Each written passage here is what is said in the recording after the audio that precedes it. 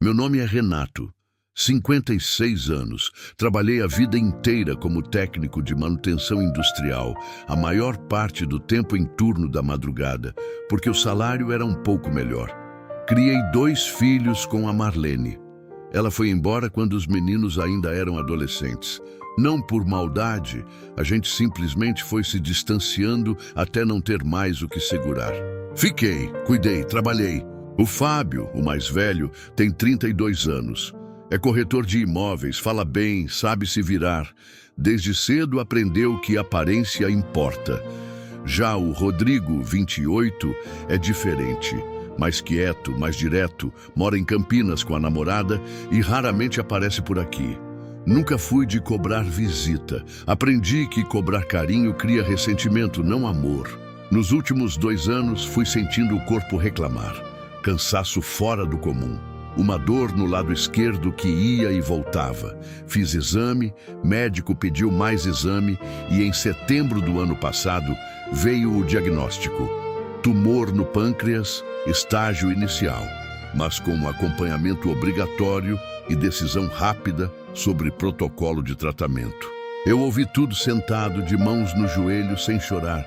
Não é que eu seja forte, é que eu já tinha passado por coisa pior, ou achava que tinha. O médico me explicou 2 opções de tratamento. Uma cirurgia com boa taxa de sucesso, mais cara, e uma linha de quimioterapia mais conservadora. Ele deixou claro que precisava de uma decisão em, no máximo, 30 dias. Quando saí do consultório, liguei para o Fábio. Ele disse: pai, pode deixar comigo, eu cuido de tudo. E eu acreditei. Deixar nas mãos do Fábio tinha uma lógica. Ele era o mais organizado, o mais articulado. Quando a Marlene ficou doente alguns anos atrás, foi ele que foi ao plano de saúde, que conversou com o hospital, que resolveu a papelada. Fábio sabia navegar nesse mundo de formulários e protocolos que me cansa só de pensar. Então assumi meu papel, ser paciente, no sentido literal e no figurado. Fui internado em outubro para os primeiros procedimentos. O quarto era simples. O hospital era conveniado pelo plano que eu tinha há 14 anos. Um plano que eu nunca deixei de pagar, nem nos meses mais apertados. Fábio ficou responsável por todas as autorizações. Rodrigo veio de Campinas na primeira semana. Ficou 3 dias. Antes de ir embora, ele me olhou de um jeito diferente. Não de tristeza, mas de preocupação mesmo. Aquela preocupação que não consegue se disfarçar. Ele disse: pai, qualquer coisa, me liga direto. Qualquer coisa. Eu entendi o que ele quis dizer, mas não entendi na hora. As semanas foram passando. O Fábio aparecia, às vezes com flores, às vezes apressado, sempre com uma explicação pronta sobre por que o médico ainda não tinha dado uma resposta definitiva sobre o protocolo. Está em análise, pai. O plano precisa autorizar, pai. Burocracia, o senhor sabe como é. Eu sabia como era a burocracia. Passei a vida toda lidando com burocracia de empresa grande. Mas dentro do hospital, debilitado, com dor, a gente perde a capacidade de questionar. Você confia em quem está do lado de fora, porque do lado de dentro você está sobrevivendo. Se você já cuidou de alguém doente e sentiu que estava sendo deixado de fora das decisões, comenta aqui embaixo. Você não está sozinho nisso. E essa história vai fazer muito sentido para você. Foram 4 semanas sem resposta concreta sobre o protocolo cirúrgico. O médico que me acompanhava, o Dr. Henrique, um homem de uns 60 anos, voz calma, começou a ficar visivelmente desconfortável nas visitas. Ele me perguntava se eu tinha recebido o documento que ele havia encaminhado. Eu dizia que o Fábio estava cuidando. Ele assentia, mas o olhar dele não combinava com o aceno de cabeça. Uma tarde, ele entrou no quarto sem a enfermeira. Fechou a porta com cuidado e sentou na cadeira perto da janela. Renato, eu preciso te perguntar uma coisa diretamente. Eu disse que podia perguntar. Você foi informado sobre o laudo de segunda opinião que eu solicitei? Fiquei parado. Que segunda opinião? O Dr. Henrique respirou fundo. Ele me explicou que 3 semanas antes havia solicitado uma avaliação de um especialista em oncologia cirúrgica de outro hospital. Um especialista que tinha uma abordagem diferente para o meu tipo de tumor. O laudo tinha chegado em 2 semanas. Era favorável à cirurgia. O especialista considerava meu caso operável com boa margem de segurança. Esse laudo tinha sido enviado para o responsável pelo meu prontuário. Para o Fábio. Eu assumi que ele tinha compartilhado com o senhor, disse o médico. Quando perguntei a ele, ele disse que o senhor estava descansando e que ia mostrar depois. Isso foi há 10 dias. 10 dias! Fiquei olhando para o teto por um longo tempo. E o que esse laudo muda? Eu perguntei, com a voz mais controlada do que eu esperava de mim mesmo. Muda o prazo, ele disse. Cada semana que passa sem decisão, o tumor avança. Já perdemos um tempo importante. Liguei para o Fábio naquela mesma noite. Ele atendeu no 3º toque, voz animada como sempre. Pai, como está se sentindo? Fábio, o laudo do especialista. Quando você ia me contar? Silêncio.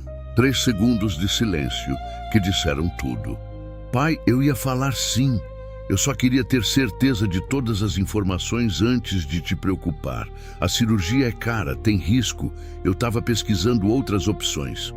Fábio, porque o plano tem umas cláusulas que complicam a cobertura e eu estava tentando entender antes de...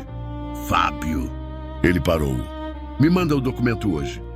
O documento chegou por mensagem às 23 horas. Um PDF, laudo timbrado, 3 páginas, assinado pelo especialista. Eu li tudo, 2 vezes, com a luz do celular iluminando o quarto escuro do hospital. O especialista era claro. Tumor localizado, sem metástase confirmada. Janela cirúrgica ainda viável, mas com urgência. Recomendava intervenção nas próximas 2 a 3 semanas a partir da data do laudo. A data do laudo era de 23 dias atrás. Eu fiquei deitado na maca, olhando para o teto, e pela primeira vez desde o diagnóstico eu chorei. Não de medo, de uma coisa que não tem nome fácil. Uma mistura de traição e amor e confusão que não cabe numa palavra só. O Fábio tinha retido aquele documento por mais de 3 semanas. Por quê? Liguei para o Rodrigo. Era quase meia-noite. Ele atendeu no 1º toque. Pai, aconteceu alguma coisa? Contei tudo, em detalhe, com a voz trêmula, mas sem gritar. Rodrigo ficou quieto por um tempo longo. Depois disse uma coisa que eu não esperava.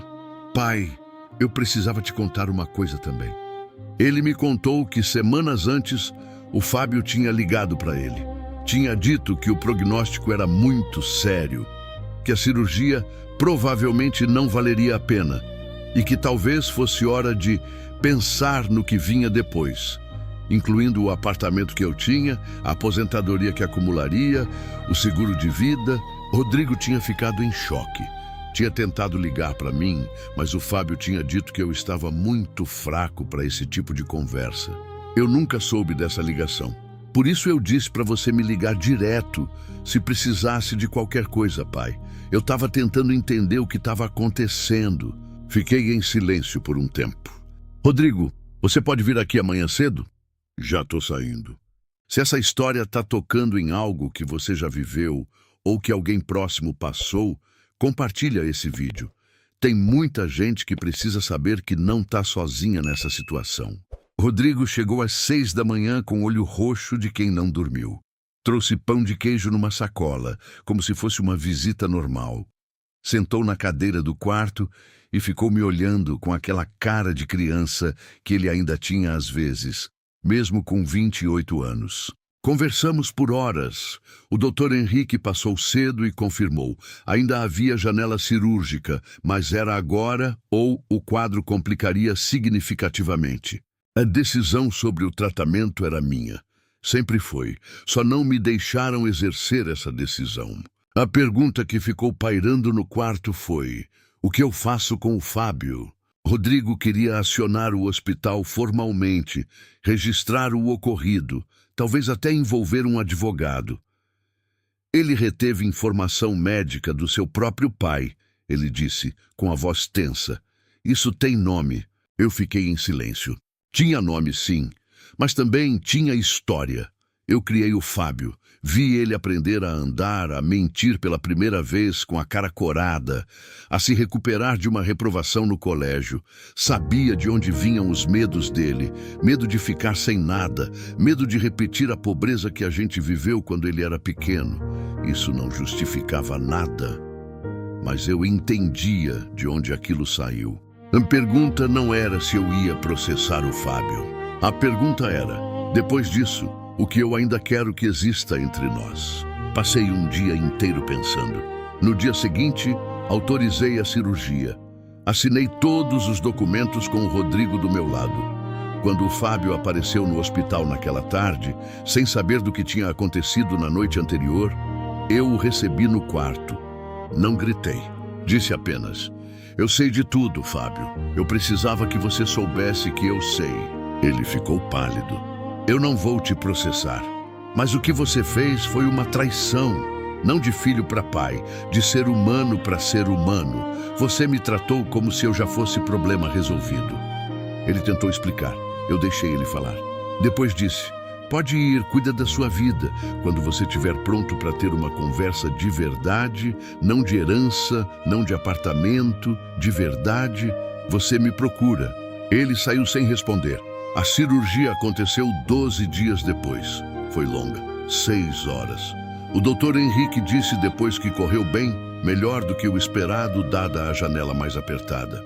Fiquei mais 3 semanas internado na recuperação. O Fábio não apareceu durante esse tempo.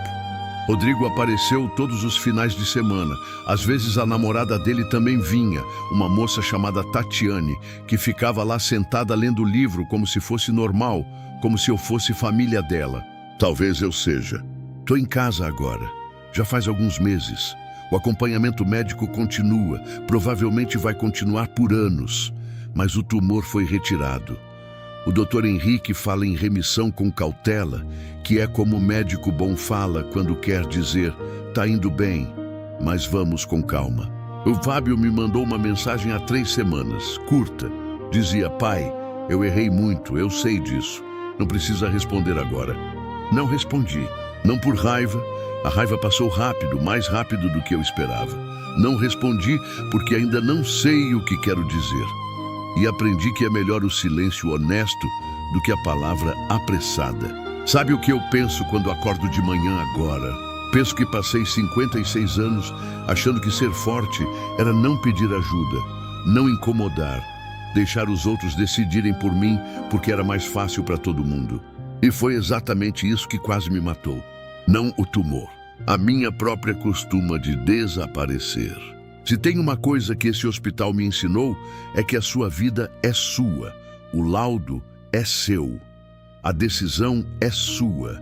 E se alguém, não importa quem, estiver te impedindo de ter acesso a essa informação, você tem o direito de perguntar, de exigir, de saber.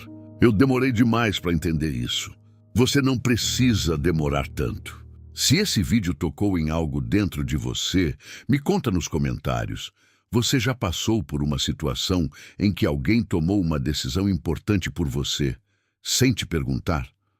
Fico aqui lendo tudo. E se quiser acompanhar as próximas histórias, o botão de inscrição está bem ali.